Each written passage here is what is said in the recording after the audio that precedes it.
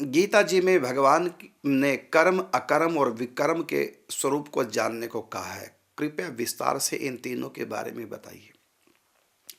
वैसे तो आप गीता में पढ़िए, तीसरे अध्याय में भगवान ने कर्म का सिद्धांत दिया है, कर्म का बहुत बड़ा रहस्य खोल के बताया है, और यही रहस्य फिर आगे विस्तार से अगला अध्याय उसी का ये संबंधित प्रश्न है।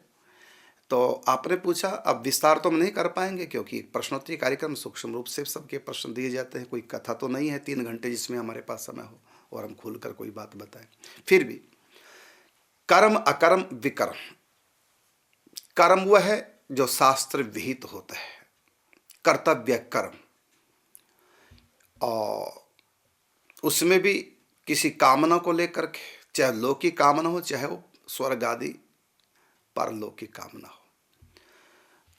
तो जो भी हम शास्त्र विहित शुभ कर्म करते हैं उन सबको कहा गया है कर्म, और जो पाप है उनको कहा गया है विकर्म। सीधी सी बात, पापों को विकर्म और शुभ कर्मों को कर्म। अब एक बीच में है शब्द अकर्म। अकर्म किसको बोलते हैं? कर्तापन के भाव से रहित होकर के, प्रकृति का शरीर है, प्रकृति का मन बुद्धि है, प्रकृति की इंद्रियां, प्रकृति के तीनों गुण हैं। प्रकृति के गुणों के द्वारा ये इंद्रियां अपने गुणों में अपने आप ही व्यवहार कर रही हैं। हम आत्मा शरीर नहीं, इस भाव से, अकर्तापन के भाव से जब हम कर्म करें वो भी अकर्म कहलाएगा। और फिर जब हम भक्ति भाव को लेकर के कर्म करते हैं कि हम भगवान के लिए कर रहे हैं, फिर वो कर्म न रहकर वो भी अकर्म ही हो जाएगा। भक्ति भाव से जो भगवान के लिए किया जाए वो भी कर्म है, और कर्तापन के भाव को त्याग करके इस प्रकार जो कर्म किया जाए वो भी अकर्म कहलाता है। ये है सिंपल सी परिभाषा। अगला है कि ठाकुर जी के श्री चरणों में चंदन लगाकर प्रसादी चंदन लेते समय भाव कौन सा होना चाहिए? सखी भाव या गोपी भाव? अरे आपकी इच्छा है, सखी भाव करे, गोपी भाव करे, सखा भाव करे, ये तो आपकी इच्छा, कोई भी भाव करे। आगे प्रश्न है कि महाराज जी अगर आपकी आज्ञा हो तो 12 साल में 13 करोड़ नाम जप करना चाहती हूँ, इसलिए कृपा कर राधा नाम या राधा कृष्ण नाम जप की आज्ञा दे दीजिए। बिल्कुल ठीक है, आप राधा कृष्ण युगल नाम जाप करो, और राधा कृष्ण नाम नहीं बल्कि राधा कृष्ण नाम के रूप में स्वयं राधा कृष्ण है, और मेरी जिह्वा पे, मेरे मन पर नाम के रूप में प्रिया प्रीतम दोनों विहार कर रहे हैं। इस भाव से भावित होकर के आप कीजिए। 12 साल में 13 करोड़ नाम जप हो जाएंगे यदि आप 144 माला युगल नाम की, दोनों नाम जप कर, तब एक मन का किसका ना, राधा कृष्ण राधा कृष्ण, इस प्रकार। तो आप प्रतिदिन 144 माला करेंगे तो 12 साल में 13 करोड़ नाम जाप आपका हो जाएगा।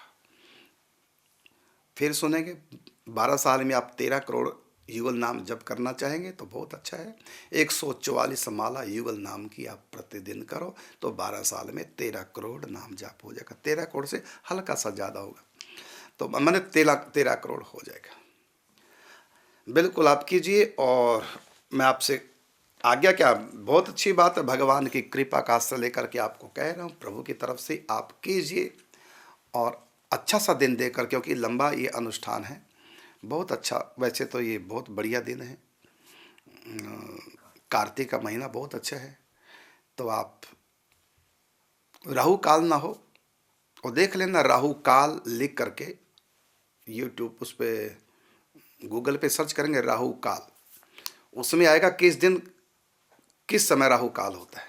बस जब आप प्रारंभ करेंगे सुबह, उस समय राहु काल ना हो, वो पता चल जाएगा आपको, और फिर आप प्रारंभ कीजिए। 164 माला प्रतिदिन आप करेंगे, 2 मिनट में एक माला हो जाती है। 2.5 भी लग सकते हैं प्रारंभ में, 3 मिनट भी लग सकते हैं, 4 मिनट भी, तो आपके ऊपर है। बहुत बढ़िया, आप कीजिए अच्छा सा मुहूर्त देख करके। अब अगला प्रश्न है कि आप को मन ही मन गुरु मानकर नाम जप व भक्ति करने का प्रयास कर रहा हूं। बहुत अच्छा, आपने बताया कि गुरु आज्ञा से साधना करने पर, गुरु आज्ञा के साधना करने पर सिद्धियां परेशान करती हैं, बिना गुरु के। शब्द चूक गए। बिना गुरु आज्ञा के साधना करने पर सिद्धियां परेशान करते हैं, कृपया आप नाम जप की आज्ञा प्रदान करें। बिल्कुल आप कीजिए, बहुत अच्छा है। नाम जाप, युगल नाम जाप कीजिए, महामंत्र जाप कीजिए, और युगल नाम जाप कीजिए, युगल महामंत्र जाप कीजिए, जिस भी नाम में आपकी निष्ठा हो बस। और नाम जप कीजिए नियम पूर्वक, नियम न टूटे चाहे सब छूटे। बहुत अच्छा, प्रभु कृपा का आश्रय लेकर के आपको मैं कह रहा हूं कि आप बिल्कुल कीजिए, प्रभु का आशीर्वाद है। अगला प्रश्न है कि महाराज जी, आप श्री के मुखर बिंद से श्री महावाणी सुनने का सौभाग्य अगर हमें प्राप्त हो तो बड़ी कृपा होगी, क्योंकि आपके द्वारा बताया गया प्रत्येक प्रसंग भजन साधना में बहुत उत्साह बढ़ाने वाला होता है। बहुत अच्छी बात। तो आप श्री महावाणी जी हमसे सुनना चाह रहे हैं प्रत्येक, ठीक है।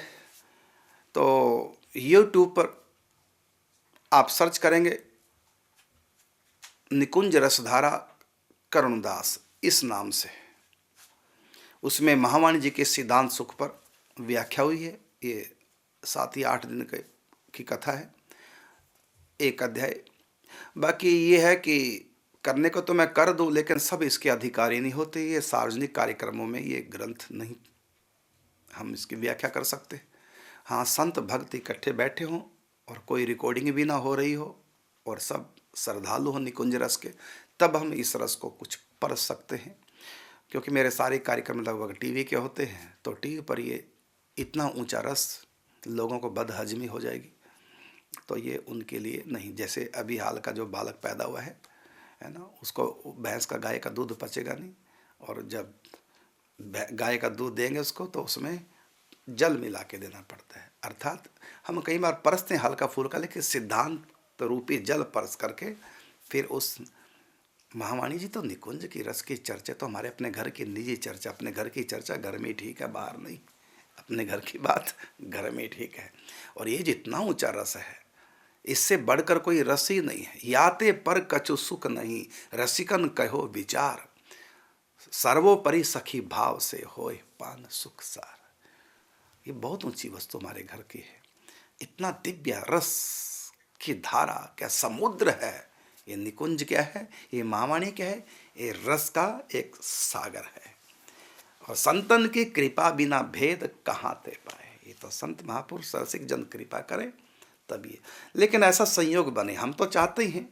अब हम ब्रज से बाहर जाना तो बंद कर रहे हैं, तो ब्रज में यही रस चलेगा, आनंद यही चर्चा चलेगी। लेकिन ये चर्चा तभी होगी जब हमारे सामने कैमरा नहीं होगा, माइक नहीं होगा, तब हम खुल करके इस रस को रसास्वाद कर सकते हैं और परस भी सकते हैं। अब देखो आगे ठाकुर जी जो लीला करेंगे, क्योंकि मेरे पास समय तो होगा नहीं, लेकिन फिर भी दोपहर को 12 से 3 का जो समय है जिसमें प्रिया प्रीतम विश्राम करते हैं, तो ठाकुर जी को विश्राम करके फिर हम आपकी सेवा में आ सकते हैं। बाकी देखो समय बताएगा।